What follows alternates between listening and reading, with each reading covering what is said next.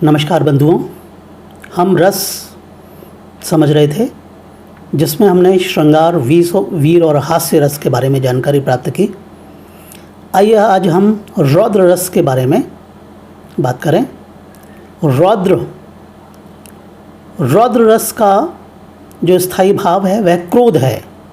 आप देख रहे हैं, परिभाषा के बतौर हम देखें इसको, विभाव, अनुभाव और संचारी भावों का संयोग से वासना रूप से सामाजिकों के हृदय में स्थित क्रोध स्थायी भाव आस्वाद होता हुआ रौद्र रस में परिणत हो जाता है। रौद्र रस का स्थायी भाव क्रोध है। विभाव, अनुभाव और संचारी भावों के संयोग से वासना रूप से सामाजिकों के हृदय में स्थित क्रोध स्थायी भाव आस्वादित होता हुआ रौद्र रस में परिणत हो जाता है। शत्रु की धूर्त चेष्टाओं द्वारा हुए अपमान, अपकार, गुरुजन, निंदा या देश और धर्म के अपमान से उत्पन्न क्रोध से रौद्र रस की अभिव्यक्ति होती है। तो रौद्र का आश्रय जो होता है वह सामान्य विशेष दोनों प्रकार के स्वाभिमानी व्यक्ति, दुष्टाचरण वाला दंभी व्यक्ति होता है। आलंबन जो है अपराधी, कपटाचरण, छल, देश द्रोह, जाति द्रोह, समाज द्रोह करने वाले अनेक व्यक्ति, शत्रु, विरोधी दल का व्यक्ति, दुर्जन। उद्दीपन, आलंबन के किए गए अपराध, उनके कटु वचन, अकड़ना, आंखें दिखाना, चिढ़ाना, गर्वोक्तियाँ। अनुभाव, आँखों का लाल होना, ओठों का फड़कना, दांत पीसना, त्योरी चढ़ना, बाहों का तन जाना, शरीर का कांपने लग जाना, अपराधी के प्रति कटु वचनों का प्रयोग करना, अपने कृत्यों का वर्णन करना, शस्त्र उठा लेना, उसका प्रयोग भी कर डालना, गरजना और ज़ोर ज़ोर से चिल्लाना, ये अनुभव कहलाता है। इसका संचारी भाव अमर्ष, मद, गर्व, उग्रता, चपलता, जड़ता, स्मृति, मोह, आवेग, स्मृति और असूया होते हैं। इसका सरल उदाहरण आप देखें। श्री कृष्ण के सुन वचन अर्जुन क्रोध से जलने लगे, सब शोक का अपना भूल कर करतल युगल मलने लगे। संसार देखे अब हमारे शत्रु रण में मृत पड़े, करते हुए यह घोषणा वे हो गए उठकर खड़े।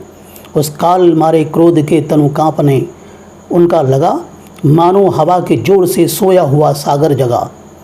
मुख बाल रवि सभी लाल होकर ज्वात सा बोधित हुआ, प्रलयार्थ उनके मिस वहाँ क्या काल ही क्रोधित हुआ। तो इस पद्यांश में आप देखें, आश्रय अर्जुन है, आलंबन कौरव है, उद्दीपन अभिमन्यु का वध है, और अनुभाव हाथ मलना है, घोषणा करना है, और संचारी भाव उग्रता है। तो इस प्रकार से आपने रौद्र रूप देखा। अर्जुन का जो रौद्र रूप है उसके अंतर्गत ये स्पष्ट हो गया होगा आपको, और यदि आप इसकी आवृत्ति करेंगे, दोहराएंगे, तो आपको समझ में आएगा। आइए अब देखें भयानक रस। भयानक रस के बारे में आप परिभाषा के स्वरूप में देखें। विभाव, अनुभाव और संचारी भावों के संयोग से जब सहृदय सामाजिक के हृदय में वासना रूप से विद्यमान भय स्थायी भाव उद्बुद्ध होकर रस रूप में परिणत होता है, तब वहाँ भयानक रस होता है।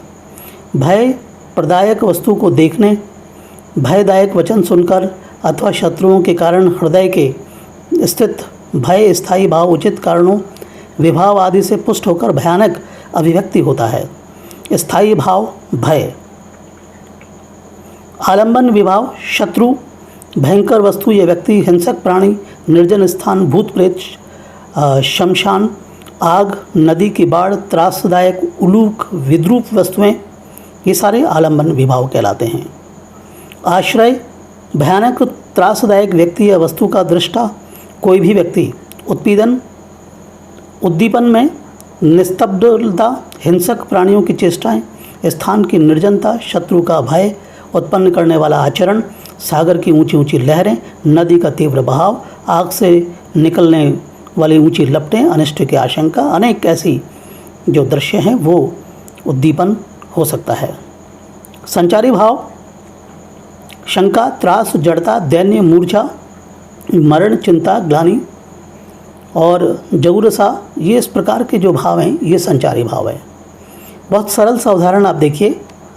मणिदीपों के अंधकारमय अरे निराशापूर्ण भविष्य, देख दंभ के महामेघ में सब कुछ बन गया हविष्य। बहुत ही सरल सा ये काव्यांश का स्वरूप, और इसमें जो आप देख रहे हैं वो आलंबन है प्रलयंकारी अंधकार, और उद्दीपन है स्वर्ग का नष्ट हो जाना, अनुभाव है देवताओं का हाहाकार करना, और संचारी भाव है चिंता, निराशा और दुख दैन्य। बहुत सरल उदाहरण के माध्यम से आपने इस भयानक रस के बारे में आपने समझा। अब अगला जो रस है वो देखें, विभत्स रस।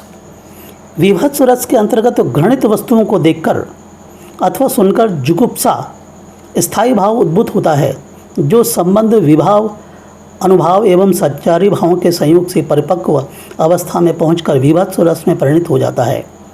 कोई भी गंदी वस्तु, अत्यंत अरुचिकर घृणित वस्तु का वर्णन जहाँ घृणा जुगुप्सा नामक भाव जागृत हो, वहाँ विभत्स नामक भाव जागृत हो, वहाँ विभत्स रस होता है। इसका आश्रय घृणास्पद वस्तुओं का दृष्टा या पाठक है। आलंबन है शव, चर्बी, रुधिर, दुर्गंध, सड़ा मांस, मलमूत्र युक्त पदार्थ, शमशान, घृणा उत्पन्न करने वाली वस्तुएं, मछली बाजार, कसाई खाना आदि।